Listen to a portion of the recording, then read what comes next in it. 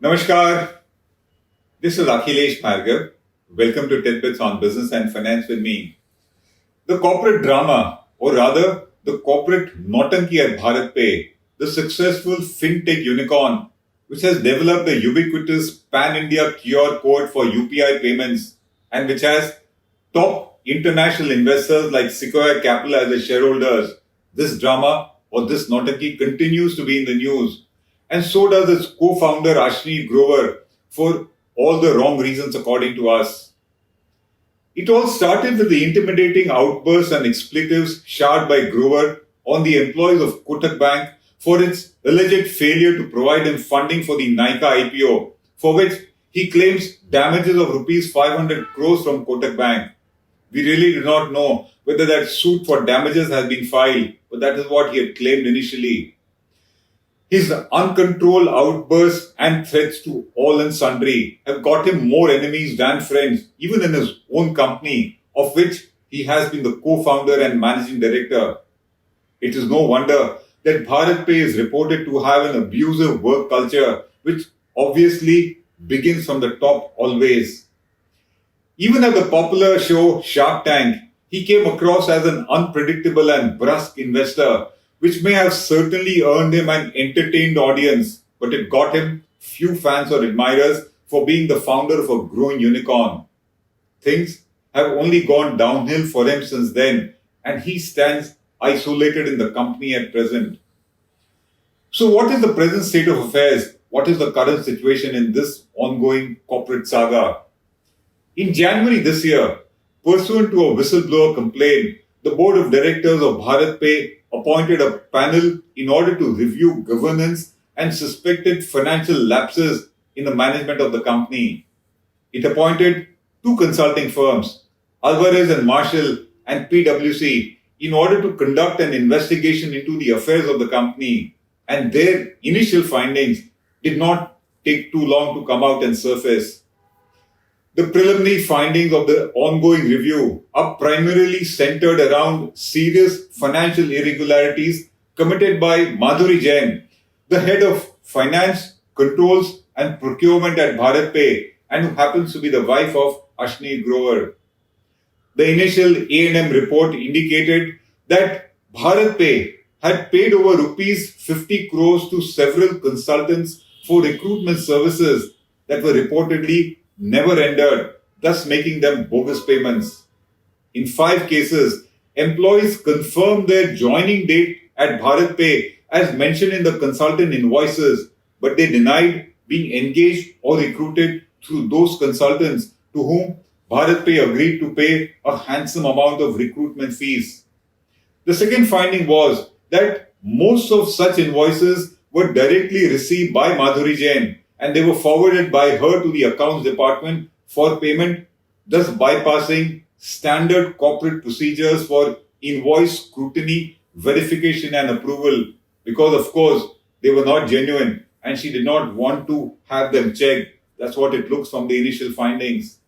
The third was that these dubious invoices originated from consulting entities related to one Shwetang Jain, the brother of the now dismissed Madhuri Jain. They had common formats. These invoices also had common typefaces, they had common addresses, a common email, and common bank branches too, where their accounts were based. All that added to them being extremely suspicious and doubtful.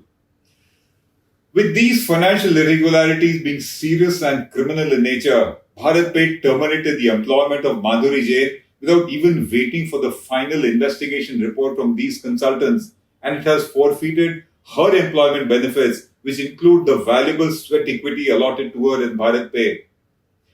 These initial findings of the ongoing investigation and governance review at BharatPe put the domineering Grover on the back foot. He sought to remove its CEO from the board, and the CEO was his own appointee and nominee, but the directors were unmoved and they refused to do so. He sought to stop the ongoing investigation into the affairs of the company, but the board at BharatPe declined to do so again. The probe continues and a final report is awaited. It is said that it will soon be disclosed. Grover then filed a petition at the Singapore International Arbitration Centre, SIAC as it is called, as per the shareholders' agreement, seeking to stop the ongoing probe, saying that the investigation was being conducted in order to tarnish his reputation and to remove him from being a shareholder at BharatPe. He said in this petition that the investors at BharatPe gave him no chance to present his case, and he sought an indemnity in this arbitration proceeding against any future action that might be taken against him through the arbitration proceedings that have been started by him. The SIAC was not convinced, and it refused to grant Grover any emergency or interim relief as sought by him from the investigation and governance review being conducted at the company by the company. SIAC said that it was too premature to do so and that it will consider Grover's plea only after the review committee reaches a conclusion about whether Grover is guilty of misconduct and gross negligence or not. The arbitration dismissed all grounds of relief sought by Ashneer, saying that it is within the power of the board of directors of the company to call for a governance review and that his plea for emergency relief to him had no merits. And it further said that the shareholders' agreement also offered him no such rights or relief as he is now seeking through arbitration. The desperation in Grover's moves to stop any further investigation was clear to us, and it only confirmed the initial findings of the investigation, which found gross financial irregularities at the company. In the meanwhile, Grover said that he was willing to sell his shares of BharatPe, demanding a sum of rupees 4,000 crores for his 9.5% stake in the company, thus effectively valuing it at $6 billion as against its valuation of $2.8 billion when the company raised funds from investors in August 2021. It is even more than the current valuation that the company puts. The company claims its present valuation to be $4 billion. Grover says it is $6 billion. The key investors have refused to buy his shareholding, of course, at this price, and they are likely to force him to continue to be a shareholder of the company till the investigation is complete and the extent of misconduct and mismanagement, if any, by Grover and his wife is known, so as to decide the future course of action to be taken against them.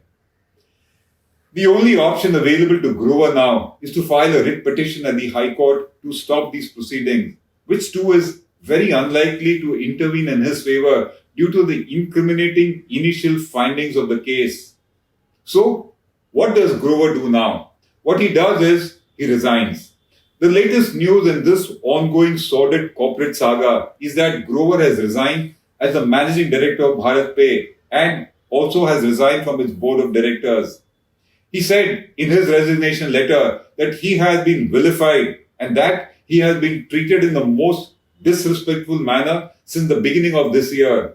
He further says that he has been embroiled in baseless and targeted attacks on him and on his family by a few individuals who he says are out to harm him as well as harm his reputation and that of the company. Grover says that from being celebrated as the face of Indian entrepreneurship to now he is wasting his time fighting a lone, lonely and long battle against his own investors and against the management of the company. He also blamed the investors of BharatPe for being far removed from the reality of doing business, and he says that they have forgotten what real businesses look like. The fact is that the resignation of Grover comes as no surprise, which we had anyway predicted in our earlier episode, saying that with such murky initial findings, he was unlikely to return to the company, and that has been, of course, found to be correct. But if Grover thinks that his resignation will put a closure to his alleged wrongdoing and to their impact on the company, then he is certainly mistaken. Any such financial irregularities and frauds, particularly at entities like BharatPe, which are in public news, invites investigation and action by departments like the GST, departments like the Income Tax Department, Ministry of Corporate Affairs, SIAC, etc. And that action, investigation, has already begun. The reports say that the GST investigation wing has already started probing BharatPe's bogus payments to the non-existing vendors, which will attract payment of tax, interest, penalty, and maybe prosecution too, if those allegations are found to be correct. A similar probe is set to be on by the Income Tax Department, and the Ministry of Corporate Affairs' actions against BharatPe for falsifying its accounts through such bogus payments will not be far off. If all we know, it might have commenced. Criminal charges against those who approve such payments and benefited from them are also very likely, which explains why a bitter Grover seeks indemnity from future action as a precondition for his exit from the company, for his selling the shareholding in the company, which is anyway not possible under India's tax and corporate laws. No such indemnity can be given under India's tax and corporate laws, and the company will also not do so because it looks very likely that those charges may turn out to be true. Thus, under the tax laws, under the corporate laws, no such indemnity will be available to Grover, and it looks very likely that the company will also not do so. This is Akhilesh Bhargava signing off till we meet again. Namaskar.